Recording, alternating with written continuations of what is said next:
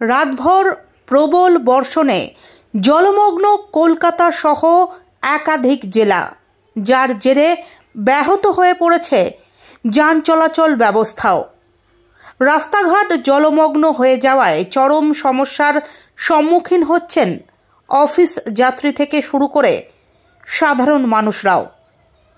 মঙ্গলবার সকাল 11:30 নাগাদ প্রবল বর্ষণে বারাসাত থেকে একটি অ্যাম্বুলেন্সে করে একজন মুমূর্ষ রোগীকে নিয়ে কলকাতার উদ্দেশ্যে হসপিটালে যাচ্ছিল, কিন্তু অতিমাত্রায় রাস্তায় জল জমার কারণে ওই অ্যাম্বুলেন্সের ক্লাচ প্লেট পুড়ে গিয়ে ঘটে বিপত্তি।